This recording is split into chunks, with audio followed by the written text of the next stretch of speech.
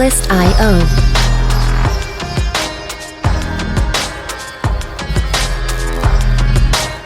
Kadem iyi günler diler. Herkese yeniden merhaba. Bu video serisinde fizyonomi kimin ne işine yarar kısmını masaya yatırmak istiyorum. Onu ele almak istiyorum. Dikkatlerinizi bu videoda çekeceğim grup kadın erkek ilişkileri, eş uyumu, seçim, partnerin kim olacağının seçimi, eş adayı kim olacak, eşi olabilecek mi, olamayacak mı? Bunların seçimi sırasında, o süreç sırasında fizyonomiden faydalanmak mümkün müdür? Evet, mümkündür. Hayat arkadaşının, bu süreci yaşayanlar, hayat arkadaşının mizacı, kişiliği hakkında fizyonomik analiz yardımıyla bilgi edinmek isteyebilir.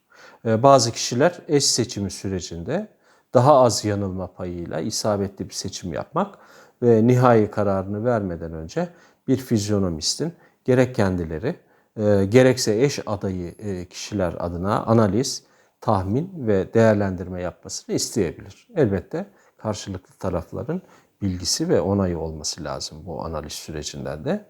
Dolayısıyla buradaki analiz sürecinde tüm hedef, tüm istenen şey, tüm gaye, arzumuz, emelimiz, her şeyimiz nedir?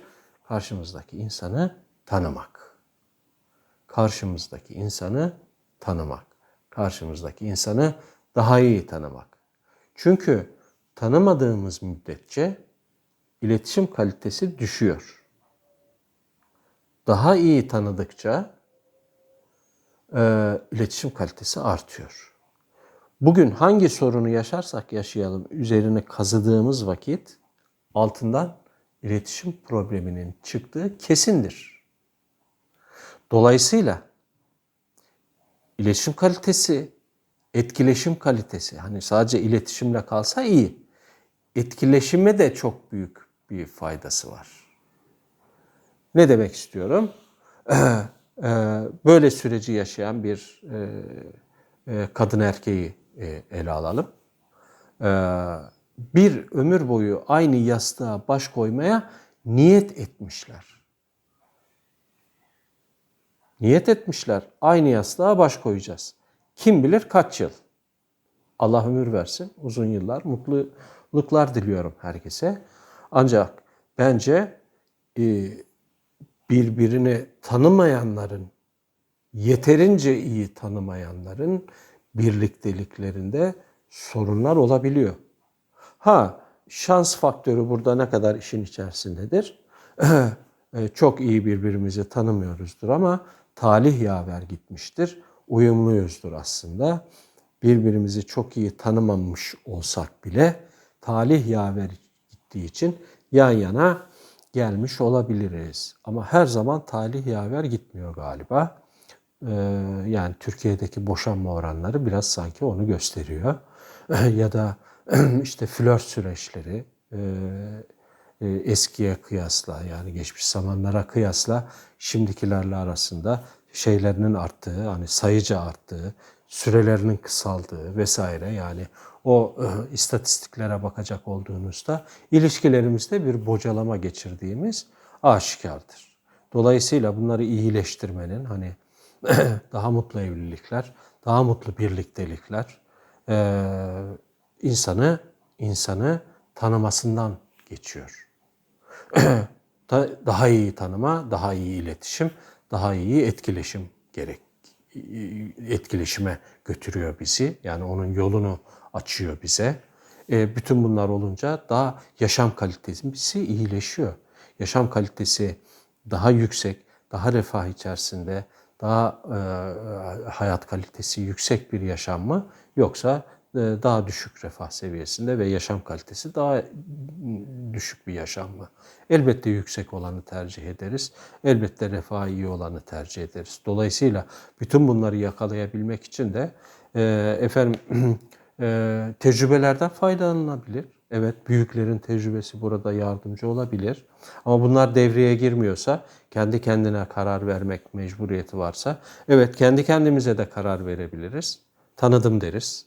Ondan sonra ben insan sarrafıyım, adamı gözünden tanırım deriz. Ama yanılabiliriz. Veya bizi yönlendirenler de yanılıyor olabilirler. Fizyonominin yanılma payını düşük görüyorum ben. O yüzden bir metodolojisinin olduğunu, kendi içinde bir algoritmasının olduğunu, geçmiş veri tabanının güçlü olduğunu, dolayısıyla bu kadar güçlü bir veri tabandan daha sağlıklı sonuçlar ürediğini düşünüyorum ben fizyonomiyle. Dolayısıyla o metodu bilenler, o algoritmayı çözenler, onun dilini anlayanlar analiz yapabiliyordur fizyonomist olarak. Dolayısıyla bu süreçteki kişiler, yani birlikteliklerine karar verecekler, eşlerini seçecekler. Bu aşamadayken işte fizyonomiden ve fizyonomistlerden yardım görebilirler.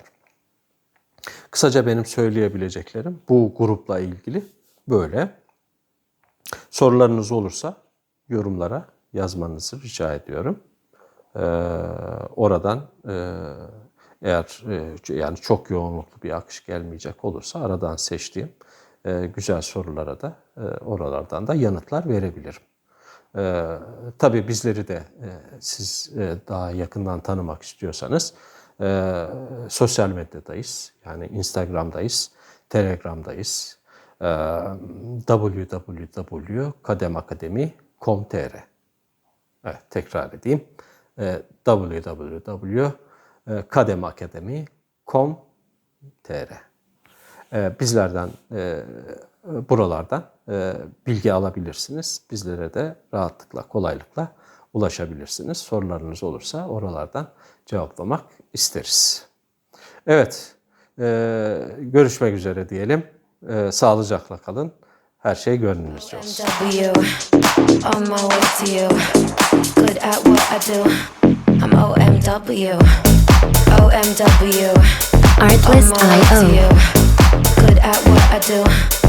OMW. Watch me walk away, putting myself on display. 1, 2, 3 a day. I'm on my way, on my way.